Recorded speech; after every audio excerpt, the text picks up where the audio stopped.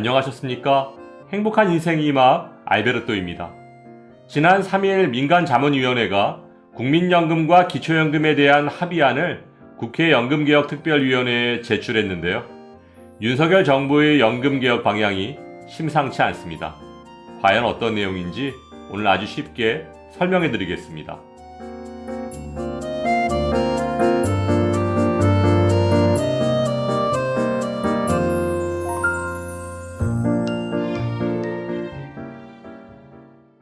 여야 13명의 의원으로 구성된 국회 연금개혁특별위원회는 작년 11월 연금개혁의 구체적인 방안을 마련하기 위해 전문가 16명으로 꾸려진 민간자문위원회를 구성했는데요. 지난 3일 민간자문위원회가 국회 연금개혁특별위원회에 제출한 합의문의 핵심 내용은 재정 안정을 위한 보험료율 인상과 노후 소득 보장을 위한 소득 대체율 인상을 동시에 추진하자는 것입니다.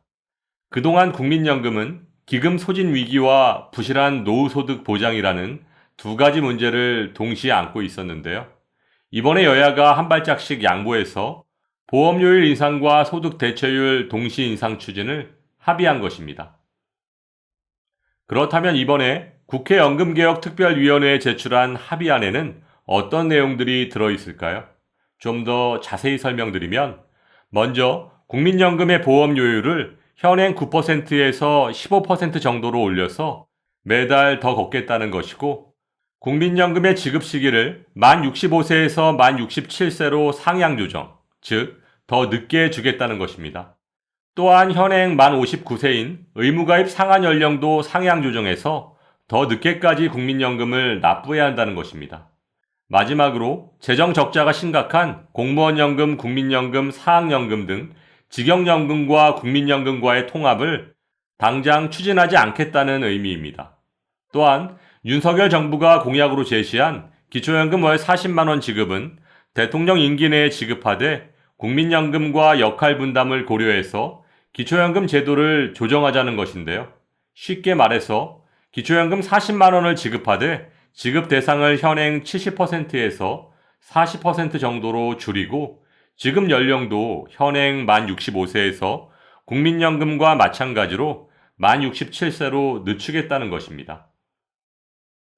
물론 이번에 제출된 민간자문위원회의 합의안대로 연금개혁이 추진될지는 좀 더 지켜봐야겠지만 이번에 국회 연금개혁특별위원회에서 합의안을 수용하게 되면 16명의 전문가로 구성된 민간자문위원회에서는 보다 구체적인 개혁 방안을 1월 말이나 2월 초까지 연금특위에 제출할 계획이기 때문에 이번 합의안의 내용을 토대로 연금개혁이 추진될 가능성이 높다고 볼 수 있습니다.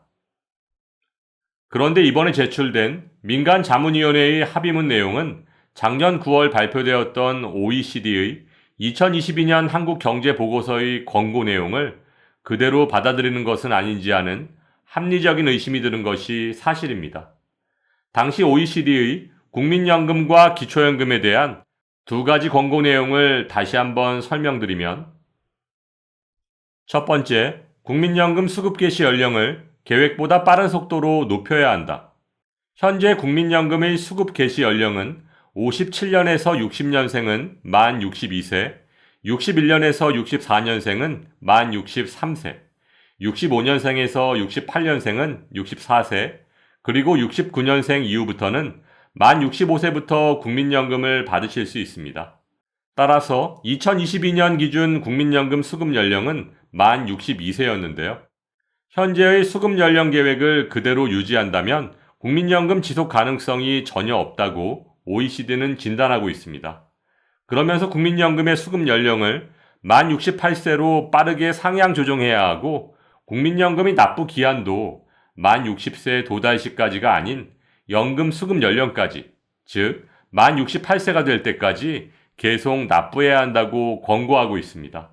하지만 OECD의 권고한 대로 국민연금 수급 연령을 상향 조정한다면 현재 국민연금을 받고 계신 분들이야 아무 문제가 없겠지만 아직 수급 연령이 되지 않은 분들의 손해만 커질 수밖에 없는 상황이라 큰 진통이 예상됩니다. 그렇다면 세계 최장수 국가 일본의 상황은 어떨까요? 일본은 현재 공적연금 수급 연령은 만 65세부터이지만 만 75세까지 선택도 가능합니다. 이는 우리나라의 연기연금과 비슷한 구조인데요. 1개월에 0.7%씩 가산해서 1년이면 8.4%, 10년이면 최대 84%를 가산해서 받을 수 있습니다.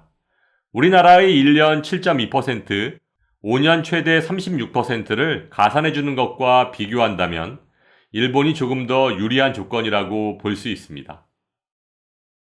OECD의 권고안 두 번째는 기초연금 수급 범위 축소 조정입니다. 2022년 기준 우리나라의 노인 빈곤율은 약 40%에 이르고 있습니다.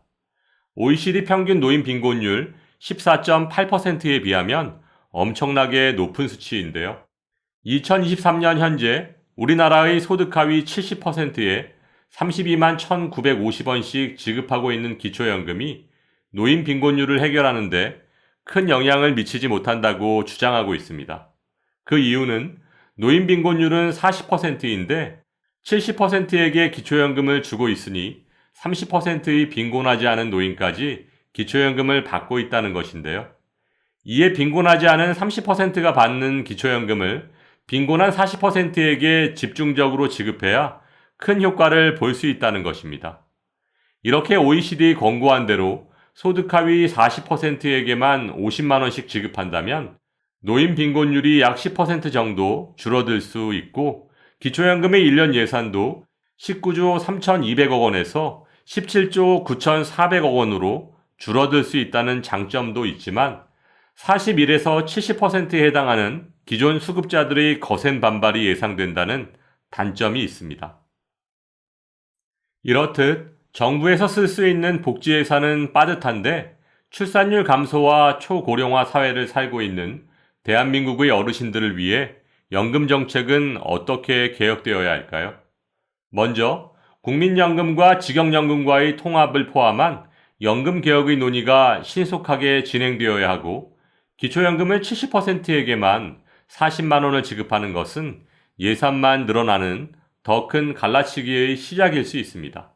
따라서 현재의 기초연금 30만 원을 만 65세 이상 전체에게 지급하는 보편적 복지를 먼저 실행한 후 국민연금, 기초연금, 건강보험 등 어르신들의 노후 생활에 밀접한 영향을 미치고 있는 연금 정책의 개혁안을 철저하게 마련해야 한다고 생각합니다.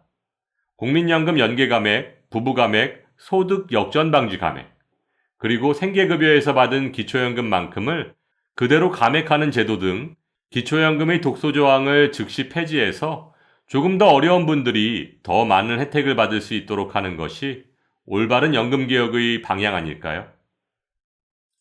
오늘 말씀드린 것처럼 현재 국회 연금개혁특별위원회에서 논의 중인 연금개혁 정책들이 어르신들께서 원하고 계시는 보편적 복지를 먼저 실행한 후 선별적 복지로 이어질 수 있기를 기대하면서 오늘도 알베르토가 어르신들의 행복한 인생 2막을 응원하겠습니다. 행복한 하루 되세요. 좋아요, 구독, 그리고 알림과 공유는 좋은 콘텐츠를 만드는 힘이 됩니다.